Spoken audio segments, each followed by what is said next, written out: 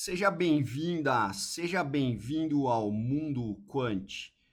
Nesse vídeo, como falado nos vídeos anteriores, nós vamos começar a estudar ferramentas da matemática para que nós possamos ter uma base de conhecimento em teoria de probabilidade, processo estocástico, em cálculo estocástico, para que a gente consiga criar os nossos modelos em finanças, né, em engenharia financeira, em finanças quantitativas. Então, nós vamos começar agora com conceitos de teoria de probabilidade. E aí eu vou contar algumas coisas para você antes da gente entrar no assunto especificamente. Então, originalmente, teoria de probabilidade não era uma área bem vista dentro da matemática pelos matemáticos, porque era uma teoria que não existia um formalismo matemático suportando os conceitos. E essa teoria basicamente surgiu na área aí do que a gente chama do gambling, né? Então a gente está falando de jogos de dados, de baralho, esses jogos que o pessoal calculava a probabilidade de ganhar, de perder, mas os conceitos não eram conceitos que estavam formalizados da maneira que precisa, né, dentro da matemática. Então tinha muita coisa que a hora que você começava a questionar exatamente, você via que o conceito falhava em algumas horas, né? Então isso significa que a teoria não é sólida. Então essa teoria de probabilidade que existia anteriormente era uma teoria mal vista, vamos dizer assim. Aí um cara chamado Andrei Kolmogorov, ele pegou o embasamento que existe numa teoria da matemática que chama teoria da medida e aplicou esses conceitos para a teoria de probabilidade, criando o que a gente chama teoria moderna de probabilidade ou teoria de probabilidade baseada em teoria da medida. Então, o que nós vamos fazer aqui eu vou apresentar para vocês alguns conceitos de teoria de probabilidade que são importantes em finanças e antes, às vezes, de aprender os conceitos de teoria de probabilidade, a gente vai ter que aprender conceitos que são lá da teoria da medida. Então, óbvio, eu não vou dar um curso inteiro de teoria da medida para você, nem sou especialista, não sou um matemático especialista nesse assunto, então nem poderia fazer isso, e nem é necessário você fazer um curso inteiro, profundo, de teoria da medida para entender o que precisa de teoria de probabilidade para entender o que precisa fazer os modelos em finanças. Então aqui a gente vai adotar uma abordagem de engenheiro, né, de engenharia financeira. Eu vou te explicar com profundidade os conceitos que são importantes para que você vá ter, né, tenha ferramentas que você possa usar na modelagem em finanças e que vão te dar a segurança que aquilo que você está fazendo está correto. Mas você não precisa aprofundar igual um matemático, conhecendo todos os detalhes daquilo, certo? É isso que a gente vai fazer aqui. Então a gente vai começar falando, né, dos conceitos de teoria de probabilidade, depois vai evoluindo até chegar em processos estocásticos e cálculo estocástico. Então vamos começar aqui, que tem um chão aí, né? Então vamos começar aqui, nesse vídeo, eu vou definir para você, vamos começar do zero. Se você não sabe nada, você vai aprender teoria de probabilidade moderna, teoria de probabilidade com base em teoria da medida, vai aprender uma boa embasamento aqui, um bom embasamento para você aplicar em finanças. Então, nesse primeiro vídeo, a gente vai falar sobre o que é um experimento aleatório, a gente vai falar o que é o espaço amostral, vamos falar de eventos. Então vamos lá, são vários conceitos. Se você acha chato isso, tá bom, então não assiste, pula. Só que na hora de fazer as aplicações, ler um artigo, de querer desenvolver o seu modelo, se você não entende bem esses conceitos, você não vai conseguir. Por isso que é importante, tá bom? Então vamos lá.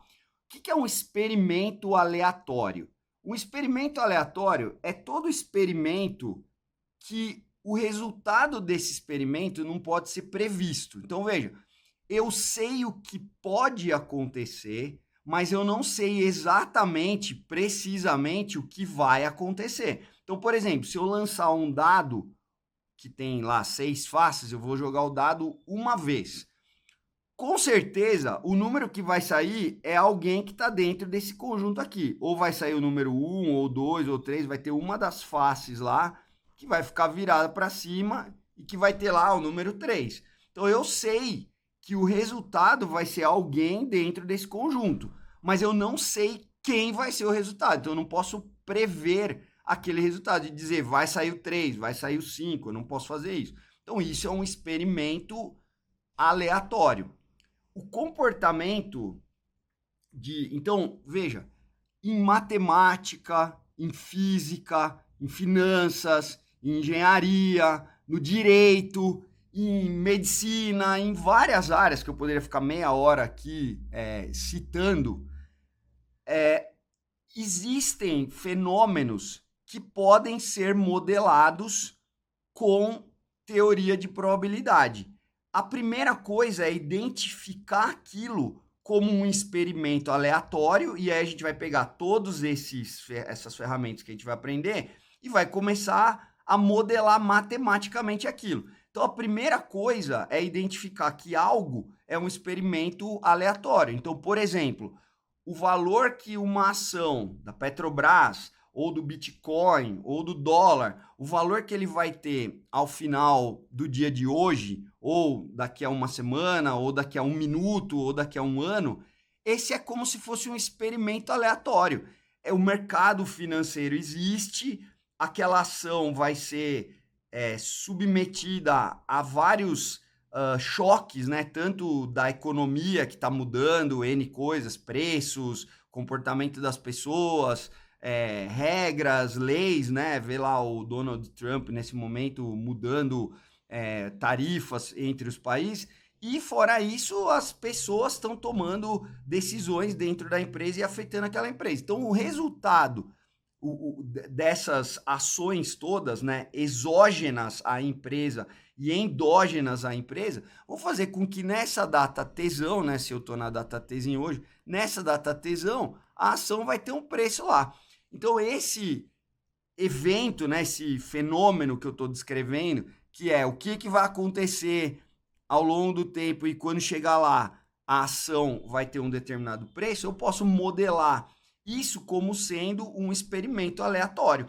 E aí, para eu modelar tudo que interessa aqui, desde começar falando do preço da ação até os derivativos, que é o nosso caso, gestão de risco, que também é o nosso caso, então a gente vai precisar criar um modelo matemático que usa a teoria de probabilidade. Então, o comportamento de um experimento aleatório vai ser modelado usando os conceitos de probabilidade. Então, você percebeu que a primeira coisa foi entender que determinado fenômeno pode ser modelado como um experimento aleatório. Então, quando quando um juiz vai julgar um determinado processo que tem um advogado lá, esse advogado fez o trabalho dele, fez as argumentações dele, apresentou o caso dele, e aquele juiz vai julgar. Se ele vai julgar procedente ou improcedente, se ele vai dar ganho para um ou ganho para outro, isso também é um experimento aleatório. O valor que vai ser determinado naquela causa também é outro experimento aleatório. Então, aqui no caso da ação, né, no mercado financeiro, ação, moeda, commodity, várias coisas que a gente pode modelar como experimentos aleatórios. E para modelar como experimentos aleatórios, eu preciso conhecer os conceitos da teoria de probabilidade. Então, o primeiro deles aqui é o que é um experimento aleatório. Qual que é o segundo? Dado que vai existir um experimento aleatório, eu preciso, a primeira coisa, é definir o que é o espaço amostral. O que é o espaço amostral? É um conjunto que a gente costuma representar por essa letra grega maiúscula, ômega, né? O ômega minúsculo é assim e o ômega maiúsculo é assim. Então, o conjunto de todos os possíveis resultados de um experimento aleatório, e esses possíveis resultados a gente costuma chamar em português de realizações daquele experimento, ou em inglês a gente fala os outcomes, né, os resultados, as realizações, os outcomes do experimento aleatório. Então, o ômega é o conjunto que tem todos os possíveis resultados. Então, volta no caso do dado.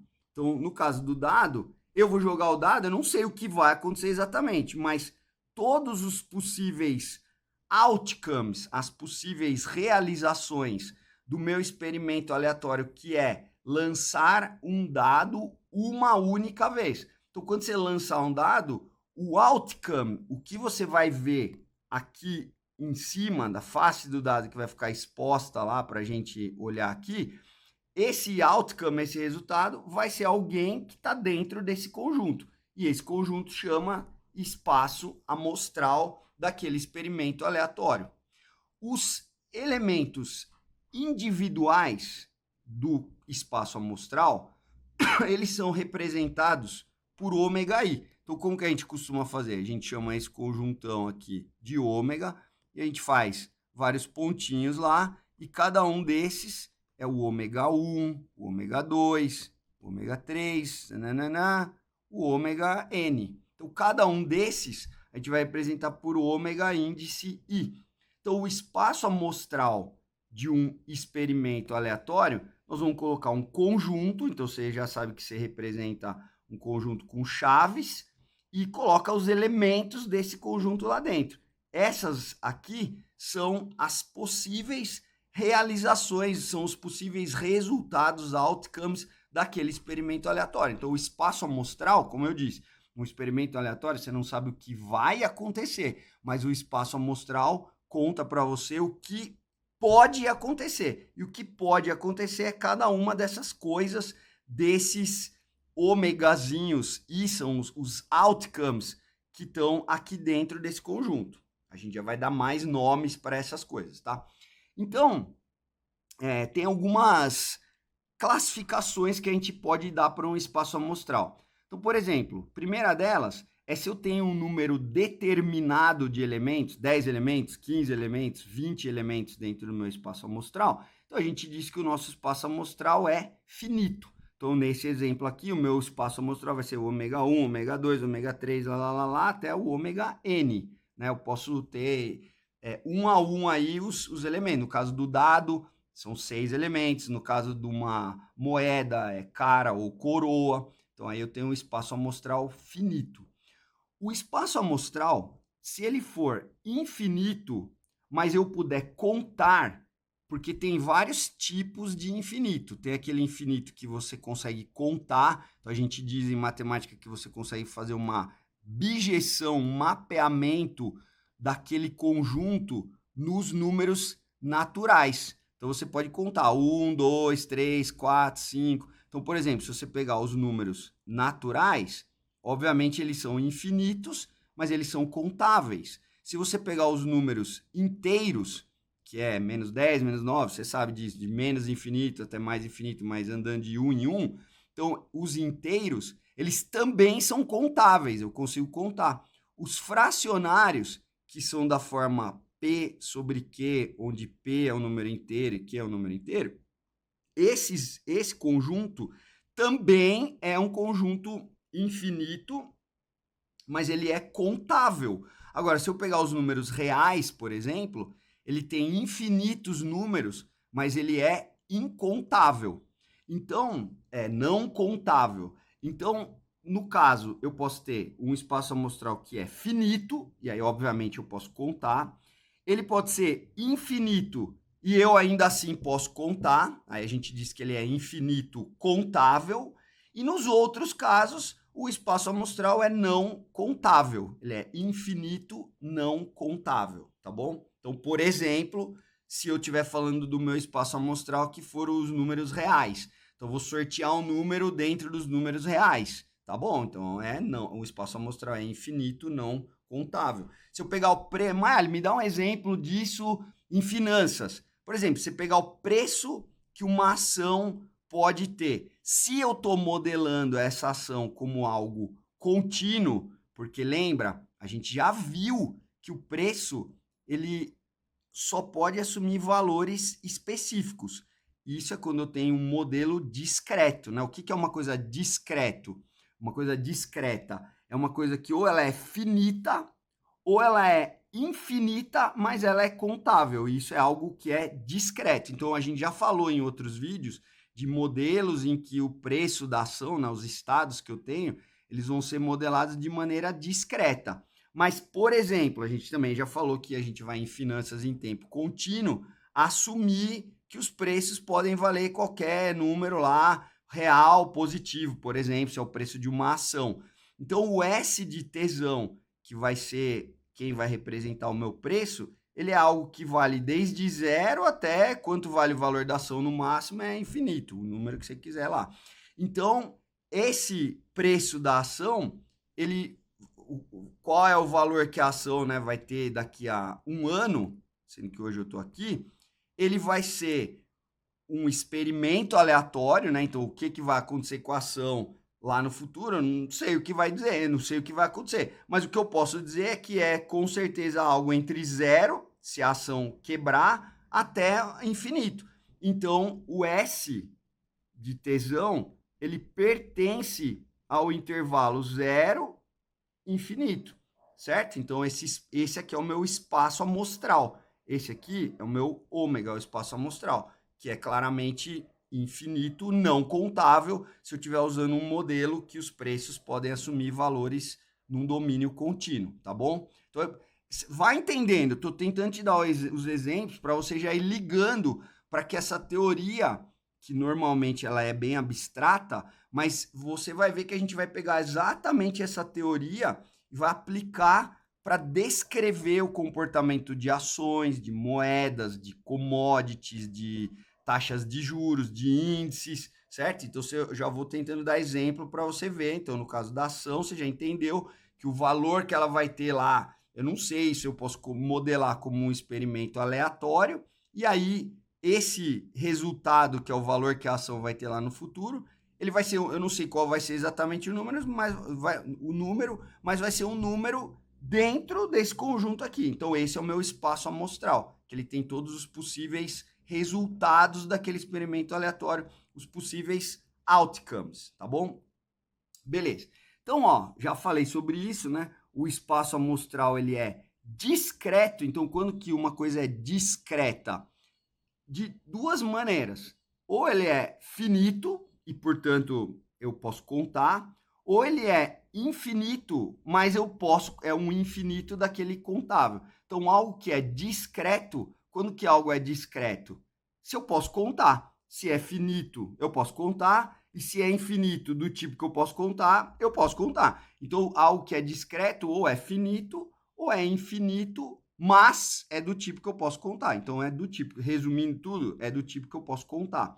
Se eu não posso contar os elementos que tem dentro do meu espaço amostral, eu tenho infinito não contável, a gente diz que o espaço é não contável. Óbvio, é infinito não contável, certo? Beleza. Então, vamos pegar eu já dei alguns exemplos, vamos pegar mais, né? Então, por exemplo, lançar um dado uma vez. Então, quem que é o meu espaço amostral? O que é o outcome? O que é a realização? O que vai sair, o resultado desse experimento aleatório, que é lançar um dado uma vez. Ou vai sair o 1, ou vai sair o 2, ou vai sair o 3, 4, ou 5, ou 6. Então, cada um desses valores é o meu ômegazinho I, certo? O que é, por exemplo, como que é o experimento aleatório joga lá uma moeda. Então, quando você joga uma moeda, só vai sair duas coisas. Ou vai sair heads, que é na verdade, tá faltando um S aqui, tá? Quando a gente fala cara, é heads e tails, né? É assim que fala em inglês. Então, H a gente usa para representar cara. Ai, Miley, mas por que fica falando em inglês heads e tails, né? Porque em português é cara ou coroa. Daí tem gente que representa por C ou K, mas eu mesmo nunca sei quando é cara ou coroa. Podia ser cara com K, enfim, né? Aí fica confuso. Então a gente sempre, nos livros de finanças, a gente sempre vai acabar representando, quando é um modelo, por exemplo, binomial. Então é como se eu falasse, olha, Deus vai jogar uma moedinha, se for cara, se for heads, eu vou para cima. Se for coroa, vou para baixo. Aí o preço da ação começava valendo 100, ou vai valer 120, ou vai valer 90, certo? Então, cara ou coroa, né? Então, aí a gente chama de tails aqui, heads e tails, tá? Então, lançar uma moeda uma vez, pode sair uma dessas duas coisas. Cara, heads, ou coroa, tails, certo? Coroa, tails. Tá. No caso de finanças, a gente já falou. Então, o preço que uma determinada ação, né? Hoje eu estou na data Tzinho, lá na data Tzão, a ação vai ter um valor lá que eu vou representar pela letra S de tesão. Vamos supor que eu estou usando um modelo em tempo contínuo com preços que podem assumir todos os valores dentro de um domínio contínuo, aí, positivo, né? Então, a gente está falando que o meu espaço amostral são todos os preços maiores ou iguais a zero. Você podia escrever assim, S de T tal que S de T maior ou igual a zero. Vou colocar esse conjunto. Eu já simplifiquei e coloquei S de tesão, que são os valores S de tesão, né, reais maiores ou iguais a zero, certo? E isso, de novo, reforço, assumindo que a gente está usando um modelo que os preços podem assumir valores num domínio contínuo. Se a gente estivesse usando o modelo que realmente representa a realidade, aí você já sabe que, em primeiro lugar, a moeda só vai até centavos, a unidade monetária só vai até centavos, e que ainda tem, se é uma ação que vai ser negociada na bolsa, obviamente, ela tem um tique. Então, os pulos aqui que eu tenho vão transformar no mundo real, verdadeiro, os preços são representados por uma variável aleatória. A gente vai falar de variável aleatória, mas por um elemento aqui, como eu não falei de variável aleatória, esquece, vai. Então, os preços vão ser representados por alguém que pode assumir valores num domínio discreto. Eu posso ter infinitos valores, mas eu posso contar cada um deles. 1, 2, 3, 4, certo? Então, é um infinito contável. Se eu estiver usando um modelo que os estados podem ser contínuos, aí é um infinito não contável, tá? Beleza. Quando a gente estudar o modelo binomial, lembra que eu falei para você que a gente vai estudar um modelo binomial multiperíodo? Então, o modelo binomial uniperíodo é quando eu só dou um passo. Então, eu saio daqui e eu vou para cima, que a gente fala que Deus jogou a moedinha e saiu cara, ou Deus jogou a moedinha e saiu coroa, tails, né? E o mercado veio para cá. Esse é o modelo uniperíodo. O que é um modelo multiperíodo? Tem mais de um. Então, aqui nós estamos falando, eu estou exemplificando um modelo de 2 períodos. Então, aí depois que Deus jogou a moeda uma vez, ele joga de novo. E aí pode sair ou novamente cara ou coroa. E quando ele jogou e saiu coroa, ele vai jogar de novo. Pode sair cara ou pode sair novamente coroa. Então, como que a gente representa os outcomes? A gente vai representar com duas letras. HH foi porque deu cara no primeiro, heads, e depois heads. Então, o que eu cheguei aqui? O meu outcome é esse cara. Então, esse aqui eu vou chamar que é o meu ômega 1. Quem que é o meu ômega 2? Primeiro deu cara, depois deu coroa.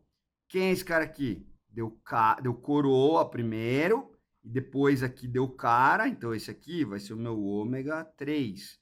E depois se deu coroa e depois coroa, esse aqui vai ser o meu ômega 4. Então, quem que é o meu espaço amostral? É o produto cartesiano, ou seja, é a combinação de tudo do primeiro conjunto com tudo do segundo. Então, é esse com esse, esse com esse. Depois esse com esse, depois esse com esse. Então, vai dar cara, cara, cara, coroa, coroa, cara, coroa, coroa. Então, esse vai ser o meu espaço amostral, que no nosso caso, no mercado financeiro, que a gente vai usar um modelo binomial. No caso aqui, se eu quiser usar um modelo de 2 períodos, então os resultados que que Deus vai produzir para mim ele jogou a moedinha dele, saiu cara a cara, eu vim para cá, saiu cara coroa, eu vim para cá, e assim vai. Então eu vou ter 4 nesse exemplo, né, nesse mercado modelado como um modelo binomial de 2 períodos, eu posso ter aqui, no caso, 4 possíveis estados finais, certo? Então, esse vai ser meu espaço amostral para o experimento lançar uma moeda 2 vezes. Então, cada um dos outcomes, cada uma das realizações, estão representadas aqui dentro desse conjunto. O ômega 1, ômega 2, ômega 3 e ômega 4. Legal. Vamos ver outro exemplo. Jogar um dado 2 vezes. Aí é a mesma coisa que antes, só que um pouquinho mais complicado, porque agora eu tenho 6 possibilidades aqui, com 6 possibilidades aqui. Então, quando eu for fazer o produto cartesiano, né, isso que significa isso aqui, desse espaço amostral com esse, então é isso que você está vendo nessa figura aqui, ó. Eu estou combinando todos do primeiro lançamento com todos do segundo lançamento. Então, o que acontece quando você combinar todos do primeiro lançamento com todos do segundo, 1 a 1, ó? Então, eu posso ter 1 e 1, aí eu posso ter 1 e 2, aí eu posso ter 1 e 3, posso estar vendo aqui nessa linha que eu estou acompanhando, 1 e 4, e assim vai. Quantos possíveis elementos eu tenho compondo tudo isso, né? Vamos supor que cada lançamento de um dado e depois do outro dado eu vou representar num par ordenado. Então, quantos são no final? 6 vezes 6 são 36 possibilidades. Então, cada um dos resultados finais estão representados aqui. Veja que o 1, 2 é diferente do 2, 1. Por quê? Porque o 1, 2, primeiro saiu o 1 num lançamento do 1 dado e o outro dado, né? Vamos chamar de dados A e B. Então, cada dado é um dado. Então, primeiro saiu o 1, depois saiu o 2. E aqui, nesse caso, saiu 2 no dado A e 1 no dado B. Nesse caso, se eu estou interessado na ordem, eu preciso manter os elementos separados. Suponha que, por acaso, eu tivesse interessado na soma dos resultados. Aí, tem um monte de gente aí, né? O 3, 2, o 4, 1, o 1, 4, o 2, 3, todos eles vão dar a mesma soma, certo? Então, aí nesse caso, o meu espaço amostral, se eu tivesse interessado na soma dos valores, o meu espaço amostral seria diferente desse que a gente está vendo aqui, certo? Tá bom. Então, quais seriam os valores? A menor soma seria 2 e a maior soma seria 12, certo? 6 com 6, ó. Esse caso aqui, ó. Esse caso é a maior soma e a menor soma seria esse caso aqui. Então, teria outro espaço amostral. Veja, o experimento é até o mesmo, estou jogando o dado. Só que o meu espaço amostral, eu preciso entender o que é interessante para mim. Por isso que você tem que começar a pensar, quer dizer, a teoria de probabilidade ela vai te dar ferramenta. Agora, como eu vou usar essa ferramenta, eu tenho que customizar, eu tenho que adaptar para o meu caso. Então, eu tenho que entender muito bem o que eu estou interessado, qual variável que eu estou interessado naquele experimento e criar o meu espaço amostral de acordo com isso, certo? Se eu estou interessado só na soma, eu não preciso desse. Agora, se eu estou interessado em cada um, pelo motivo que for, aí não adianta colocar a soma, certo? Então, o mesmo experimento, você pode criar vários espaços amostrais, beleza? Vamos ver mais um exemplo. E depois a gente vai explorar mais esse exemplo aqui e já vou te explicar o porquê. Você foi no cassino e jogou a roleta. Então, o cassino, ó, vou pintar aqui, ó, fica olhando, ó. Esses valores que estão no miolinho aqui, ó, de 1 até 36, mais o zero, certo? Então, é porque o zero, como é que funciona a roleta? Eu não sou especialista nos jogos, né? Mas acho que quando dá a roleta, você perde, né? Então, enfim. Mas o espaço amostral, não sei nem por que eu não considerei o 0 e o 0, 0. Eu talvez devesse ter colocado aqui dentro, que são casos possíveis também, né? 0, 0, 0, 1, 2, até o 36. Eu devia ter feito isso, na verdade. Então, todos esses valores, né, incluindo o 0, 0 ali, ó, todos esses caras, você entendeu? Então que aqui no meu espaço amostral eu deveria ter colocado o 0 e o 0, 0. Então, todos esses caras que eu tô pintando aqui, ó, esses todos aqui, são possíveis outcomes desse experimento. Então, qual que é o meu experimento?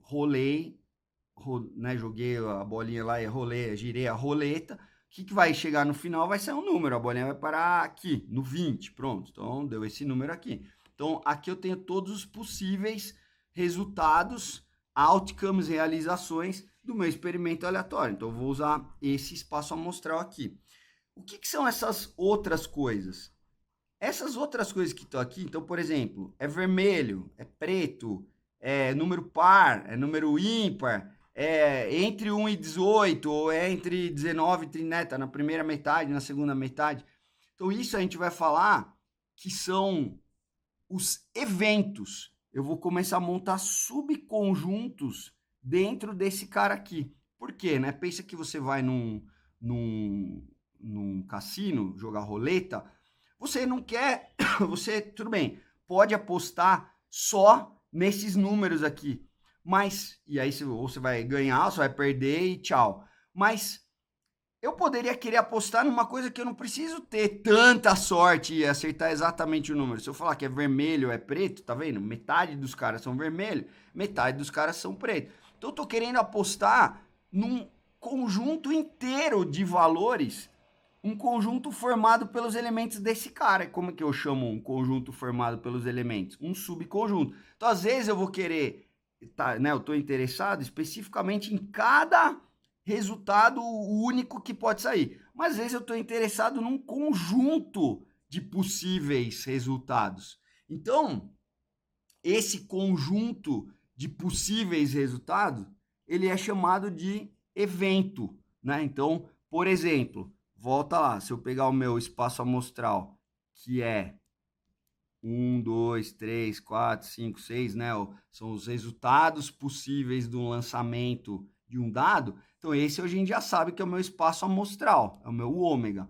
Aí, o que é um evento desse espaço amostral ou um evento desse experimento? Não, um evento é um subconjunto que a gente vai representar por uma letra maiúscula daquele espaço amostral. Então, por exemplo, se eu pegar lá 1, 3 e 5, pergunta, isso é um subconjunto daquele espaço? Sim, porque os elementos desse conjunto são também elementos daquele cara. Então, isso aqui é um evento daquele espaço amostral ou um evento daquele experimento. E qual que é o evento? Eu joguei um dado 3 vezes e saiu 1, 3 e 5? Não! O meu experimento é lançar o dado uma vez, uma.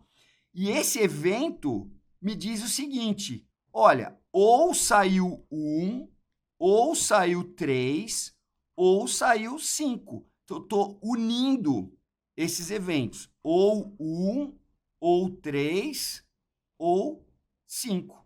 Então, a união desses caras vai provocar esse evento. Você lançou o dado uma vez, e o que eu estou dizendo é, saiu um número ímpar. Esse evento, então vamos supor que esse evento aconteceu, o que eu estou dizendo é, saiu um número ímpar, certo? Então, presta atenção nisso que eu falei agora. Se o resultado verdadeiro do meu único lá, do meu experimento, o outcome, né, a realização, o resultado do meu experimento, for um número, for um resultado, né, for um elemento que está dentro do A, ou seja, ele pertence a A, então eu finge lá, joguei o dado, saiu o número 4, certo? Esse foi o outcome do meu experimento. Então, ó, quando o resultado do teu experimento aleatório pertence ao evento, ele está lá dentro, ele é um dos elementos daquele evento, daquele subconjunto de ômega, a gente vai dizer que o evento ocorreu. Então, se eu jogar o dado e sair 4, esse evento aqui, que é sair ou 1, ou 3, ou 5, em outras palavras, é sair um número ímpar, esse evento aconteceu? Não. Por quê? Porque o resultado não pertence a esse conjunto. Então, a gente diz que o evento não ocorreu. Se eu tivesse jogado o dado e tivesse saído 3,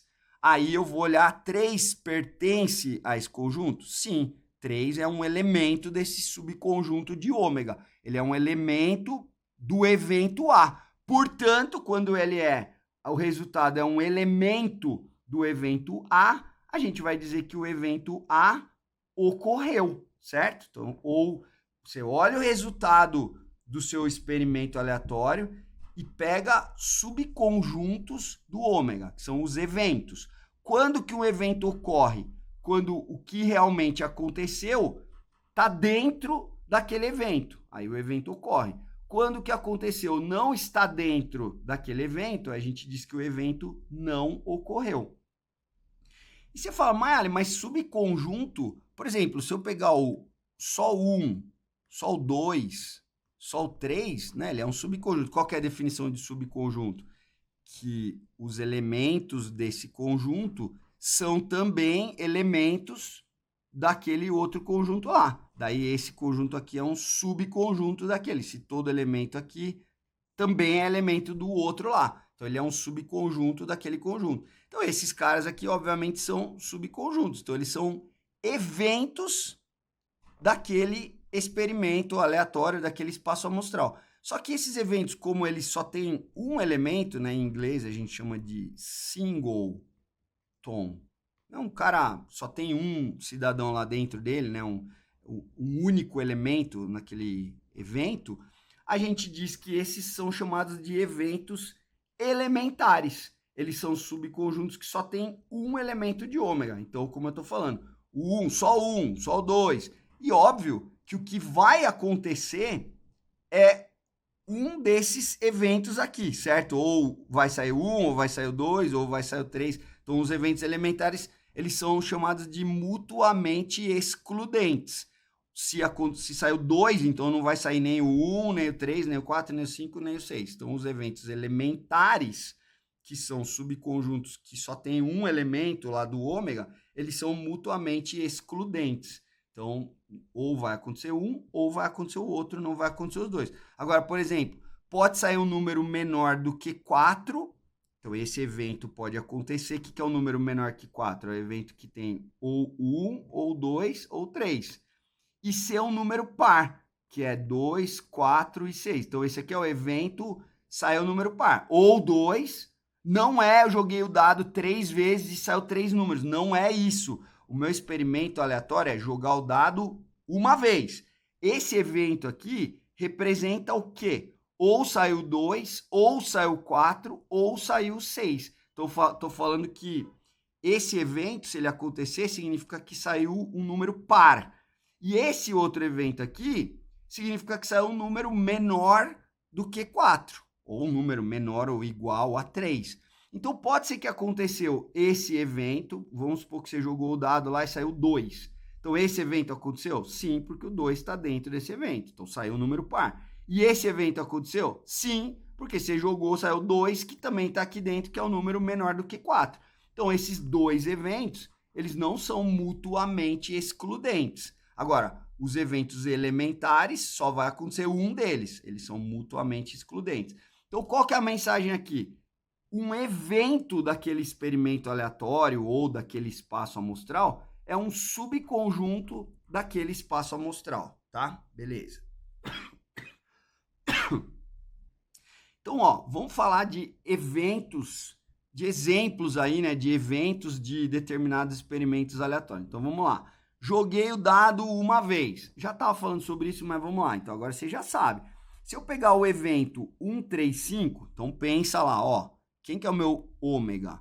Meu ômega é o conjunto formado por 1, 2, 3, 4, 5, 6. Tá todo mundo lá dentro. E esse cara aqui eu vou dar um nome para ele, se eu quiser. O ômegazinho 1, esse cara aqui é o ômegazinho 2, esse cara aqui é o ômegazinho 3 e assim vai.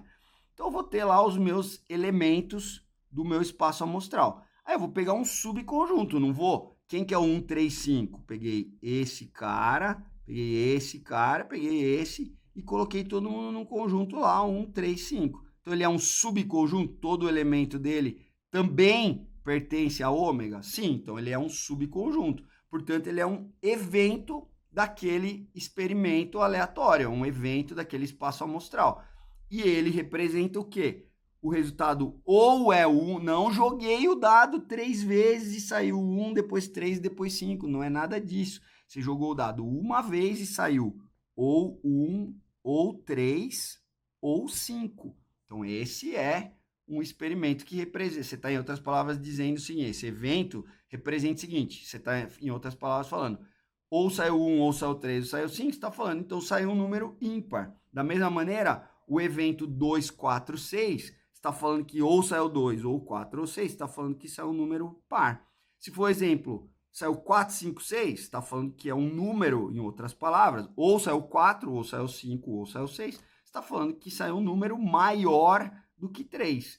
E se sair só, se você pegar o evento 4, que só tem um elemento, então esse é um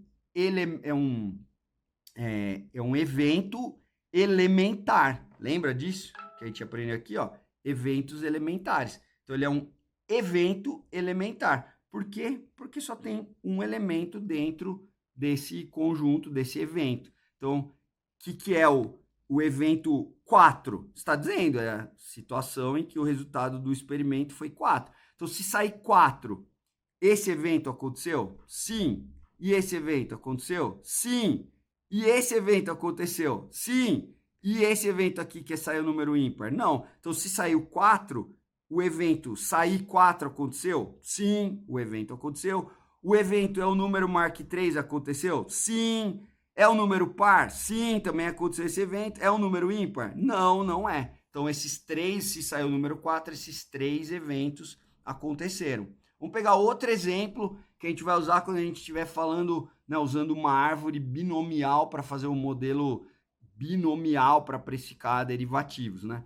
Então, o que vai acontecer? Você já sabe, eu vou jogar moeda uma vez, depois outra, então vai ser cara a cara, né? Os possíveis omegazinhos que eu tenho, né? As realizações vão ser cara a cara, cara primeiro, depois coroa e daí cara, e depois coroa e coroa. Todo mundo lá, tá bom? Então, esses são os meus possíveis outcomes. Então, vamos falar de eventos. Primeiro, eu tenho os eventos elementares, certo? Só esse, ó. Você percebe a diferença entre o elemento, então o elemento ômegazinho 1, por exemplo, é o cara.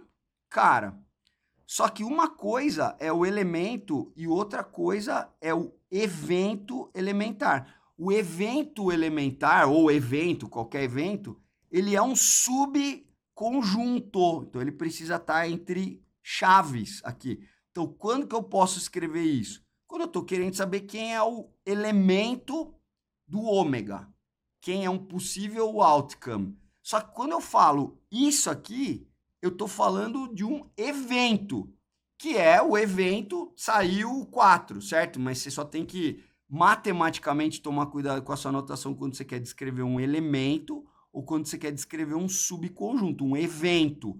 Aí você tem que colocar ele dentro de chaves, tá bom? É uma frescura da matemática, mas é importante, porque senão começa a confundir tudo e aí você não sabe do que está falando. Então parece frescura, mas na verdade não é. Existe porque é importante para deixar claro o que é uma coisa e o que é outra coisa. E elas são coisas bem diferentes, a gente vai ver mais para frente. Quando a gente estiver falando de medida de probabilidade, eu vou calcular medida de probabilidade em cima aí de eventos. Então é esse cara que entra lá na minha medida de probabilidade, certo? Então é importante deixar isso bem claro do que está falando. Então, nesse caso, eu estou falando de eventos. Então, por isso que eu tenho que colocar, ó, cara, coroa. Esses aqui são os eventos elementares, que é um deles que vai acontecer e eles são mutuamente excludentes. Mas eu tenho outros eventos. Eu tenho... Vamos lá, pensa. Eu queria que você pensasse. O que é esse evento aqui?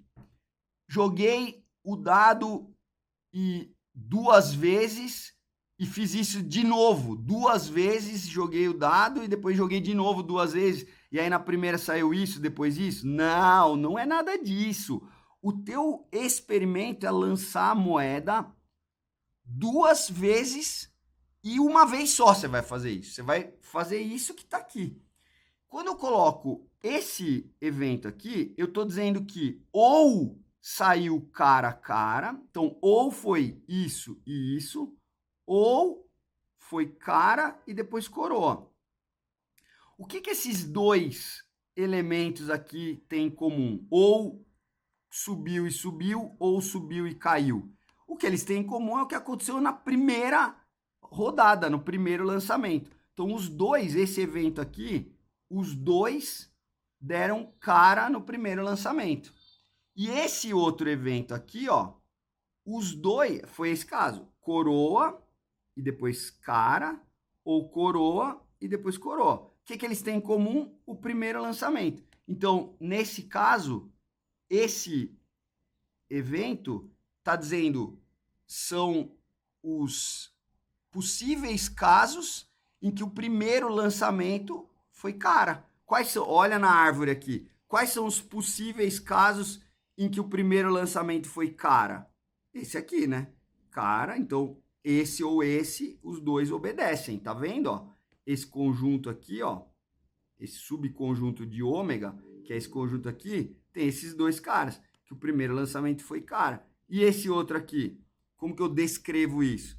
São os possíveis casos em que o primeiro lançamento foi coroa. Então, ó, isso aqui, ou eu venho para cá depois, porque deu cara, ou eu venho para cá depois que deu coroa. Mas os dois possíveis casos em que o primeiro lançamento é coroa são TH e TT, certo?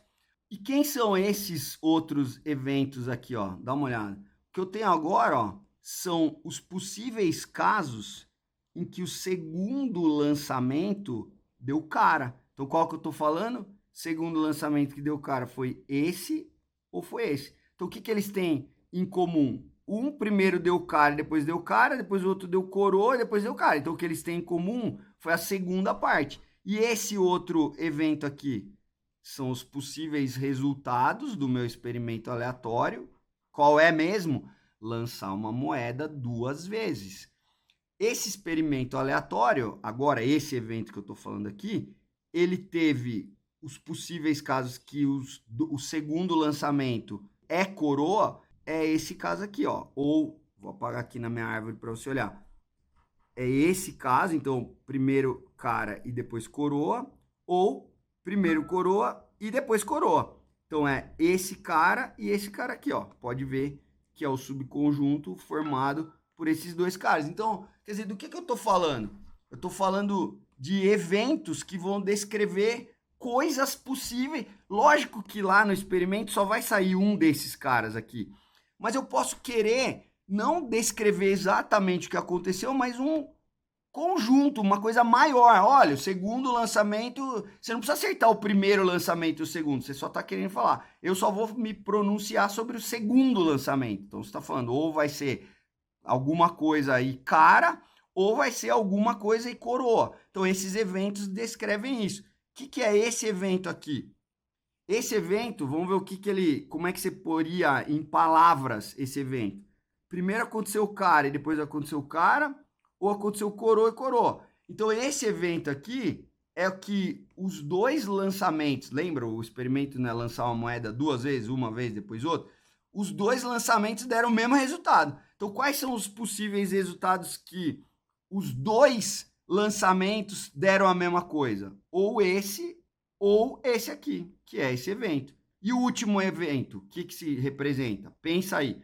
Então, ou eu vou jogar a moeda uma vez, outra. Então, eu estou falando, os dois lançamentos foram diferentes. Então, se deu cara e é diferente, o outro é coroa. Ou se deu coroa, então o outro é cara. Então, esse aqui, se deu cara, agora vai dar coroa, é esse. E se deu coroa, agora vai dar cara, é esse aqui. Então, são esses dois que estão representados aqui, certo? Tá. E vamos olhar, calma que eu já vou te dar exemplo de como que isso aí é importante em finanças. Por que que eu preciso saber descrever eventos? Se você não entender isso, eu sei, você vai ficar com aquela impressão que todo mundo fica. Pô, tô aprendendo um monte de baboseira aí de teoria de matemática que não tem aplicação em nada. Se eu tô te explicando é porque é importante fazer isso. Então, aguenta aí, aprende direitinho. E daqui a pouquinho eu já vou te dar o exemplo de como que a gente vai usar isso em finanças. Então, ó, quero te dar mais um exemplo, né? Volta lá no caso da roleta. Então, quando você vai no cassino, você pode querer apostar só nos eventos elementares. Ó, lembra que eu... Ó, gozado, né? Aqui eu não comi bola, aqui eu comi, né? Mas lembra, você tem que considerar o 0 e o 0, 0. Mas aqui eu comi uma certa bola porque tem o 0, 0 também. Então, esse é o meu espaço amostral. Mas o que eu queria comentar contigo é o seguinte. Então, o que são essas coisas que estão aqui, ó? Quando você vai no cassino, Você pode apostar nos eventos elementares? Pode, você pode pegar todo o teu dinheiro lá e falar, acho que vai dar 11, eu acho que vai dar 17, enfim. Só que, às vezes, você quer apostar numa coisa que é mais fácil de acertar. Por exemplo, acertar que vai dar o 17, você concorda comigo que é mais difícil de acertar isso do que você falar se vai dar par ou ímpar, ou se vai dar vermelho ou preto, certo? Porque tem muito mais casos em que se você falar que vai dar vermelho, do que mais casos que vão dar 17, que 17 só tem um caso. Só que você falar se vai dar vermelho, tem um monte de casos. Então o que acontece? Esses são que estão aqui, ó, são eventos. Então eu lá no cassino posso apostar no quê? Não é nos outcomes específicos apenas. Se eu quiser apostar nos outcomes específicos, eu posso apostar? Posso. Posso apostar no 1, posso apostar no 2, posso apostar no 26 especificamente. Então, se eu quiser apostar nesses eventos elementares, eu posso apostar? Posso. Mas tem um outro evento que eu posso apostar, que o número é par. Então, se sair. É que aí eu não. Aqui nesse evento, inclusive, eu não posso apostar, porque quando sai zero, eu acho que é da casa, né? Mas você pode apostar no 2, no 4, tudo ao mesmo tempo. Lógico que se você acertar, você vai ganhar menos dinheiro, porque a chance é maior, né? Então você vai ganhar menos dinheiro se você acertar isso do que se acertar isso. Porque aqui a chance de acertar que vai dar 1 é muito baixa. A chance que vai dar par, metade, quase metade. Então qual que é o por quê, né? Porque tem a da casa aqui que não é, por isso que não é metade. Mas então qual que é o ponto? Eu posso apostar num evento que é par. Eu posso apostar num evento que é ímpar, que seria esse outro caso aqui. Eu posso apostar nesse evento aqui, ó, que é o seguinte, eu acho que vai ficar no primeiro terço dos resultados aqui, ó. Então esse aqui é o primeiro terço, esse aqui é o segundo terço, esse aqui é o terceiro, dividido em 3 partes, certo? Então eu posso querer apostar que vai ser um número, o outcome, que é o evento elementar, né? Eu tô falando o seguinte, ó, o outcome vai ser um cara que tá aqui, ó.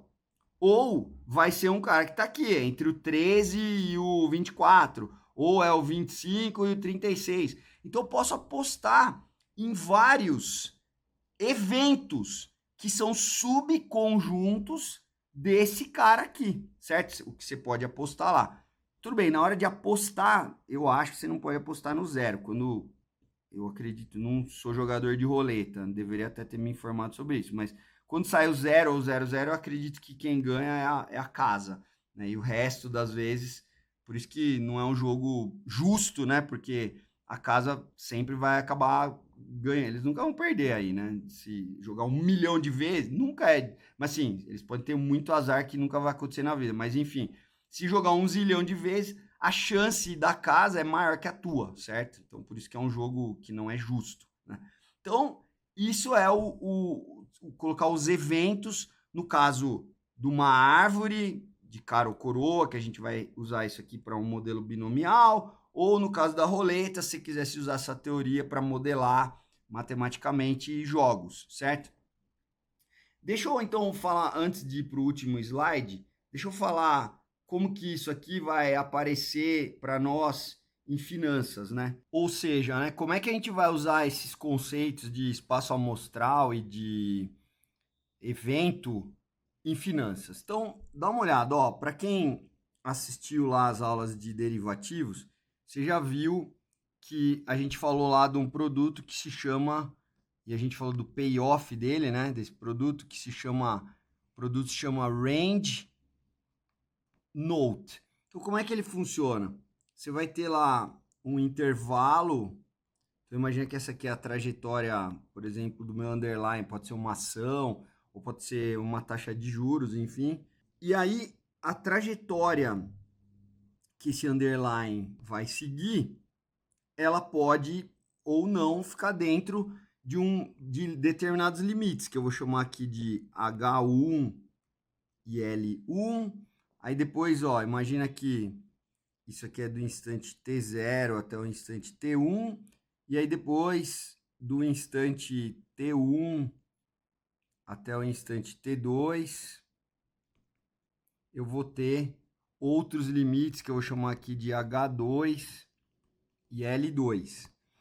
Então, qual que é o esquema aqui, né? Quer dizer, as trajetórias possíveis do underline pode ser infinitas.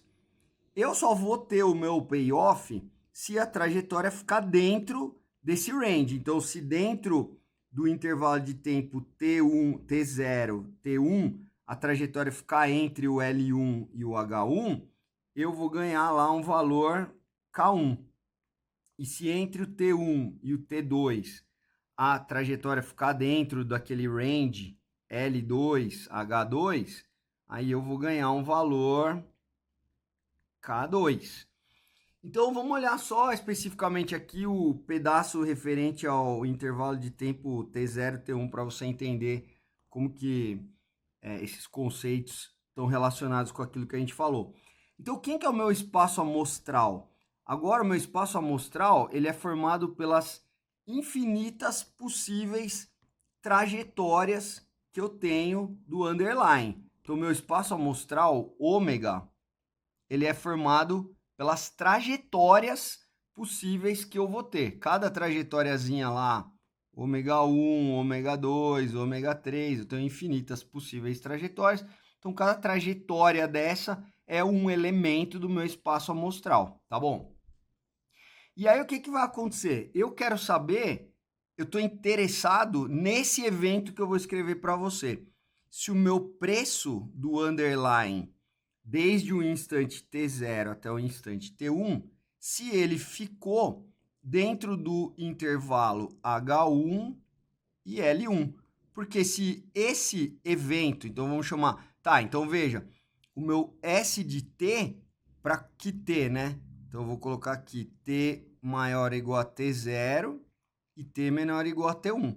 Então esse evento, repetindo, quem é o evento? Eu estou interessado em todas as trajetórias que o preço do underline desde o instante T0 até o instante T1, então eu quero pegar todas aquelas trajetórias que quando eu olho para aquelas trajetórias, o preço do underline desde o instante T0 até o instante T1 ficou entre L1 e H1. Percebe? Isso é um subconjunto do meu espaço amostral. Então, meu espaço amostral tem todas as trajetórias. O que era um evento? É um subconjunto de ômega, né? Do ômegazão. É um subconjunto do meu espaço amostral. Então, eu quero pegar só aquelas trajetórias que o preço do underline ficou desde o instante T0 ao instante T1, ficou dentro daqueles dois limites que eu tenho. Então, eu quero só aquelas trajetórias que no primeiro intervalo aqui de T0 a T1, quero só aquelas trajetórias que ficaram aqui dentro. Então, esse é o evento que me interessa. Por quê? Porque é com esse evento que eu vou ganhar dinheiro. Aí, como que eu vou estabelecer o meu payoff? Né? Eu preciso fazer uma conta. Então, quem que vai ser o meu payoff? O meu payoff vai ser uma conta em cima dos eventos que aconteceram. O meu payoff vai ser uma função, já vai ouvindo aí. Ele vai ser uma função daquilo que aconteceu no passado, dos eventos que aconteceram no passado. Então, no nosso caso aqui, você vai se recordar, a gente pegou a função chamada função indicadora do evento A. E daí eu colocava o ômegazinho aqui. Então, essa é uma função, vê só, é uma função que vai de ômega, no caso aqui, eu vou mandar ela nos números reais, eu vou ganhar um dinheiro ou perder um dinheiro. No meu caso, eu vou ganhar um dinheiro. Então, essa função, o que essa função indicadora faz?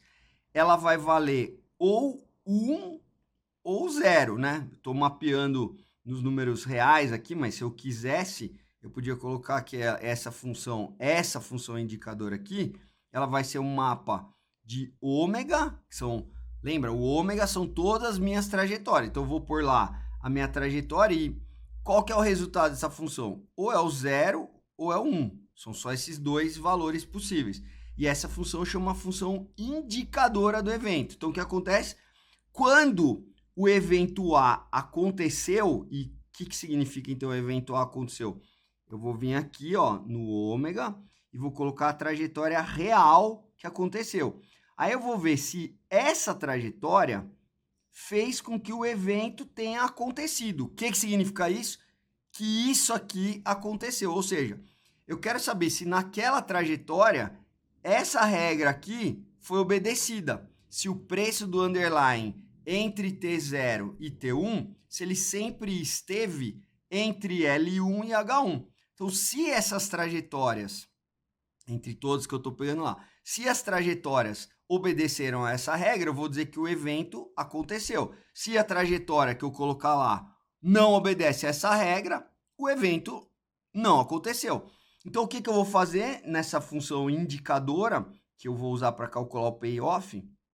Eu vou colocar aqui a trajetória real e vou ver se para aquela trajetória o evento aconteceu. O evento A aconteceu. Por isso que ela é a função indicadora. Ela indica se o evento aconteceu. Se foi verdade essa regrinha, que o preço ficou entre L1 e H1, essa função indicadora vai dar 1. Senão ela vai dar 0.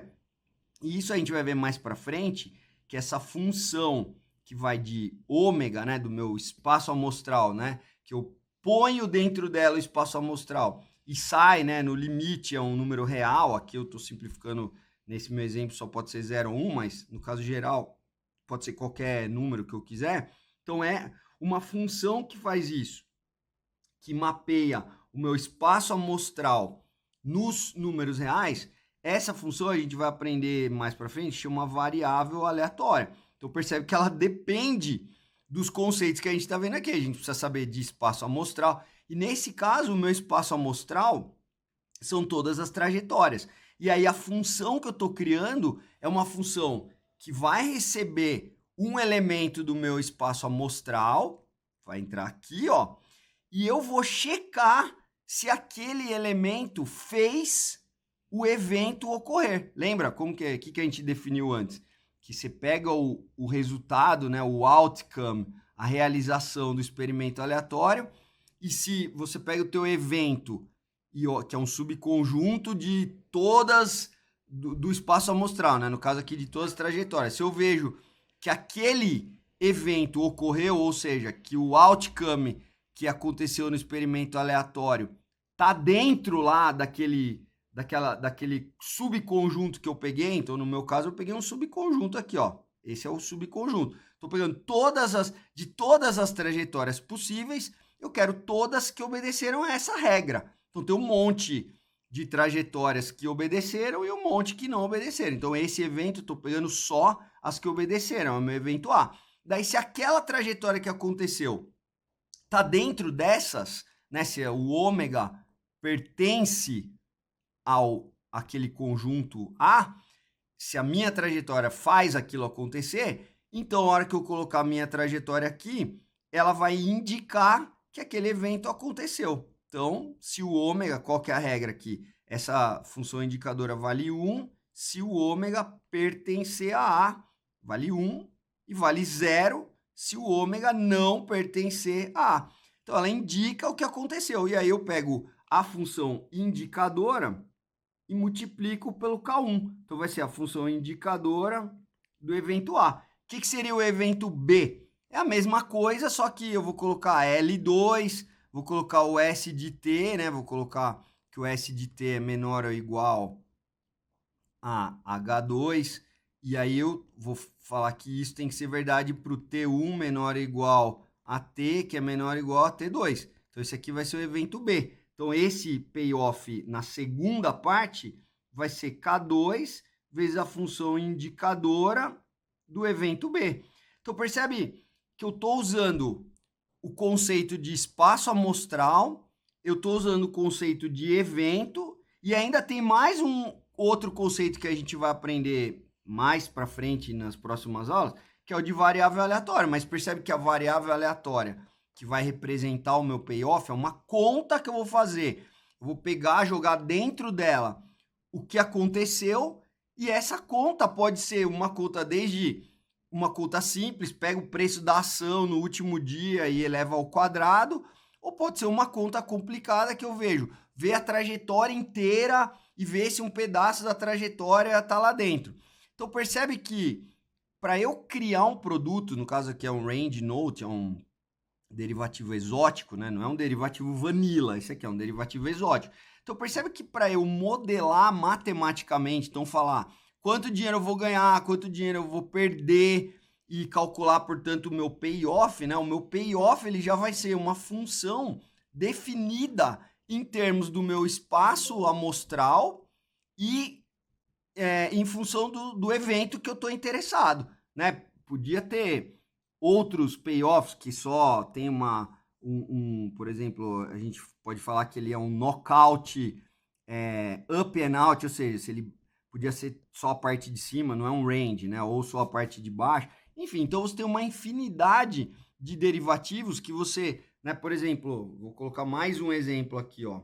Tem uma opção, chama uma opção digital, né? Talvez você já tenha ouvido falar dela. Então, como que é a opção digital? Vou colocar aqui o preço do underline no vencimento. Então, ó, imagina uma opção digital, um tipo, né? Tem várias. Poderia ser assim, ó. Esse aqui é o meu payoff. Então, se lá no vencimento o meu preço do underline tá abaixo do K, eu ganho 0. Se ele tá acima, eu ganho 1, né? Então, o que eu tenho que fazer? Eu tenho que no vencimento, então eu tenho lá o meu espaço amostral agora, eu não preciso olhar a trajetória inteira. Meu espaço amostral agora pode ser o meu ômega 1, ômega 2, ômega 3. Nesse exemplo, só vai me interessar o valor do final do S. Então, esses aqui seriam os possíveis valores finais do S. Aí eu tenho que olhar se ele está abaixo do K, eu ganho nada, se eu estou acima do K, eu ganho um valor fixo. Percebe que nesse caso é parecido, só que esse caso do range note é bem mais complicado. Por quê? Porque o meu espaço amostral, então vamos lá, volta aqui, ó. Qual que é o evento que eu estou interessado aqui? Então o evento é assim, ó, vou colocar a função indicadora de um evento. Vamos descrever o evento que eu estou interessado. Eu quero saber se S de tesão é maior que K. Então vamos dizer que se for maior ou igual a K, eu ganho. Então esse é o meu evento. Então a função indicadora do meu evento, o que vai acontecer? Eu vou ver o meu espaço amostral, só que agora eu só estou interessado no valor final do S. Põe ele aqui, aí você pergunta, o meu S está dentro desse negócio? Então imagina que esse valor aqui é 100, o S deu 120. Então, 120 vai ser maior do que o 100? Vai ser. Então, esse evento ocorreu. Se o S final for 90, aí eu vejo que 90 não é verdade que 90 é maior. Então, esse evento não ocorreu, certo? Aí você coloca o ômega aqui. Se o evento ocorrer, a função indicadora vai indicar, vai dar 1, senão vai dar 0. E aí você multiplica pelo payoff, vamos dizer que o payoff é K reais. Pronto, então você multiplica isso aqui, esse é o payoff. Então isso aqui você já entendeu que a gente vai estudar depois, mas é uma variável aleatória.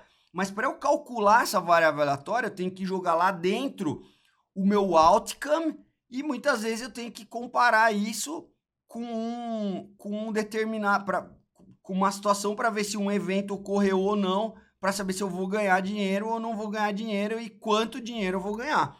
Aqui nesse caso é um pouco mais complicado porque o meu espaço amostral que me interessa são as trajetórias inteiras. Aí eu boto lá dentro da minha função indicadora a trajetória inteira e vejo se aquela trajetória faz aquele evento ocorrer ou não. Se o evento ocorrer, eu ganho 1, se não, eu ganho 0. Então, veja, é por isso que você precisa entender todos os conceitos. Espaço amostral, o que é um evento, daqui a pouco a gente vai falar de variável aleatória, porque senão você não vai, né? Depois vem medida de probabilidade, porque senão você não vai conseguir nem calcular o payoff dos derivativos, e depois que você calcular o payoff dos derivativos, você vai querer fazer o quê? Precificar os derivativos. Então, para isso, você vai precisar de todos os elementos que a gente está aprendendo aqui, tá? Essa é a aplicação desse negócio, tá bom? Só para terminar, o que é quando você pega um espaço amostral, o que é o chamado, em português a gente chama de conjunto das partes, em inglês a gente chama de power set. né? Então, o que é o power set de um conjunto ômega, né, do meu espaço amostral, o conjunto das partes do meu espaço amostral? Ele é o conjunto formado por todos os possíveis eventos. Porque você podia fazer a pergunta, ué, o Mayali, mas se eu vou ter lá ômega 1, ômega 2, ômega 3, ômega N, eu posso fazer vários subconjuntos, né? Posso quebrar esse negócio de várias maneiras. Aí a pergunta é, mas e se eu quisesse saber todos os conjuntos? Então, o power set, que é representado por esse, é um P bonito assim, eu nem vou saber fazer esse P, de ômega, quem que é esse cara? É um conjunto, então ele é um conjunto, que você vai colocar dentro dele todos os possíveis subconjuntos de ômega, todos. Inclusive, o vazio sempre é um subconjunto de um conjunto, que você pode representar assim ou assim, né? Não colocando ninguém lá dentro, é o vazio. E o próprio conjunto inteiro é um subconjunto dele. E todos os outros que você pode montar aqui. Então, o power set é o conjunto que contém todos os possíveis subconjuntos, todos os possíveis eventos daquele experimento aleatório, né, que você fez, ou todos os possíveis eventos daquele espaço amostral, incluindo o vazio, porque o vazio sempre é subconjunto, e o conjunto inteiro também sempre é subconjunto. E como é que a gente representa isso? Ou assim, ou é só um jeito de representar, tá? Matematicamente você não vai fazer essa conta. É 2 elevado a ômega. O que isso aqui representa? Representa o conjunto das partes de um determinado conjunto, né? O conjunto formado por todos os subconjuntos. Todas as combinações possíveis que você puder fazer está dentro do conjunto das partes. E aí, mais uma outra coisinha que você precisa saber. Eu, às vezes, quero saber o número de elementos de um conjunto. Então, se o conjunto for finito, claro, se o conjunto for infinito, aí o número de elementos é infinito, certo? Mas quando o conjunto é finito, esse negócio aqui, você vai ver por aí que ele vai representar o número de elementos. Tem 3 elementos, então no caso do dado, tem 6 elementos. No caso da cara ou coroa, tem 2 elementos. E esse cara aqui, ó, 2 elevado a módulo de ômega é o número de elementos do power set. Quer ver, ó? Então, vou te dar um exemplo aqui, ó. Imagina que o meu conjunto ômega é formado por 1, 2 e 3. Então, quem que é o 2 elevado a ômega? São todos os subconjuntos possíveis, incluindo o vazio, que não tem ninguém, e o próprio ômega, que é todo mundo. Quais são os outros conjuntos? Ó, vou colocar os eventos elementares. O 1, o 2 e o 3, tá? Quem mais que eu vou colocar? Agora eu vou combinar 2 a 2. O 1 com o 2, o 1 com o 3 e o 2 com o 3. E depois, acabou. É isso, né? Já foi. Então dá uma olhada. Quantos caras tem aqui dentro? Conta. 1, 2, 3, 4, 5, 6, 7, 8. Então esse é o 2 elevado a módulo de ômega. Então, isso aqui é quantos conjuntos eu tenho. Então, quem que é o módulo de ômega? Isso aqui é o número, isso aqui significa número de elementos. Quantos elementos eu tenho lá dentro? 3. Então, 2 elevado a ômega é o número de elementos que eu tenho no power set, ó, que eu esqueci de fechar, certo? Então, isso aqui, ó, quem que é o power set? É o conjunto das partes. Ele tem todos os subconjuntos possíveis. Esse cara, esse cara, esse cara, esse cara, esse. Então, ele tem todos os subconjuntos possíveis. Quantos são? São 8. Então, como que a gente representa o subconjunto? Desse jeito. E como que a gente representa o número de elementos? Dessa forma. Então, o número de elementos de 2 elevado a ômega é 2 elevado a módulo. É só uma representação. Que no caso, esse figura aqui, quanto é? O número de elementos 3, então 2 elevado a 3, que vai dar 8, certo? Se fosse o ômega, vamos pegar o mais simples aqui, ó. Só tem dois caras, cara e coroa. Então, quem que é o 2 elevado ao ômega? Quem que é o conjunto das partes?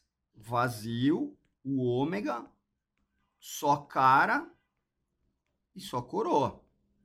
Certo? Então, esse é o conjunto das partes. Todos os subconjuntos possíveis estão aqui. Quantos elementos tem aqui dentro? Quem que é o módulo de ômega? Tem 2 elementos. E quantos elementos tem aqui dentro? 2 elevado a módulo de ômega, que dá 2 elevado a 2, 4. 1, 2, 3, 4. Tá bom? Então é isso.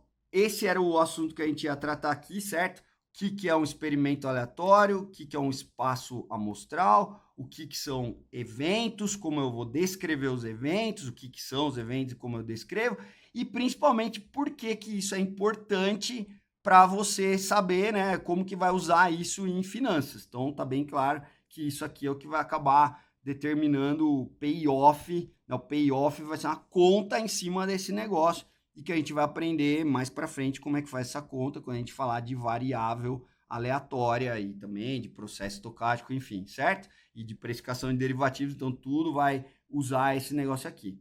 Falou? Então se você tiver comentários, dúvidas, deixa aí embaixo, escreve aí. Se não, vejo você no próximo vídeo. Um abraço e até lá.